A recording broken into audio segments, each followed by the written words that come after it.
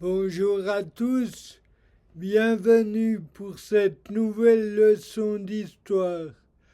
Aujourd'hui, je vais vous parler d'une femme poète, suivant le terme que préférait celle-là, poétesse que j'affectionne tout particulièrement, Louise Eckermann.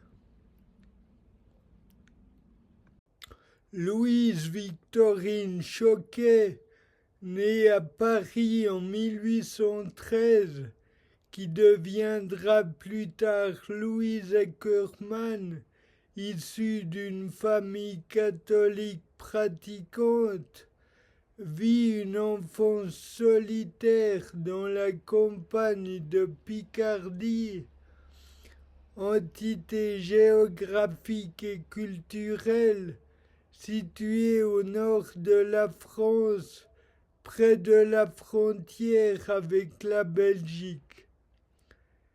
Son tempérament studieux et méditatif se déclare très tôt.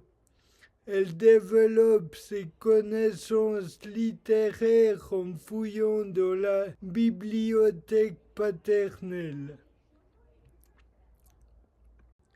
Sa mère la pousse dans la voie du catholicisme, alors que son père, voltairien de pure souche, l'éloigne de l'enseignement religieux. Plus tard, un soudain intérêt pour le catholicisme la pousse à se poser des questions, mais très vite les propos dénonciateurs de Voltaire, les lectures qu'elle entreprend sur Platon et Buffon lui parlent davantage. Ses deux sœurs ne l'encouragent pas dans ce domaine, se moquent d'elle plutôt qu'autre chose, ce qui la pousse encore plus à privilégier la solitude. Elle commence d'écrire des vers à 9 ans et dès 14 ans, elle s'inspire de Victor Hugo avec qui elle entre en correspondance. Durant ses études, elle lit les auteurs anglais tels que Byron, Goethe, Shakespeare et Schiller. Louise est alors mise en pension à Paris. Elle est farouche, elle est surnommée l'ourson. Félix Biscarat, son professeur de littérature, en découvrant qu'elle compose des vers, emporte à Victor Hugo qui lui donne des conseils. Louise fait soudain des rechutes de mysticisme. Même si les lectures de l'abbé Daubé la fait renoncer définitivement à la pensée religieuse. Elle séjourne un an à Berlin en 1838.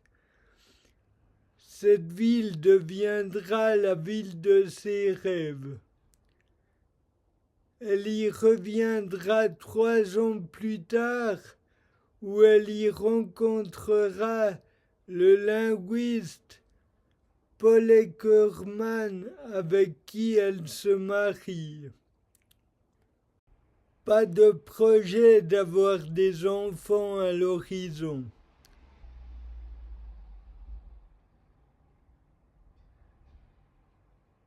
Mais Paul est malade.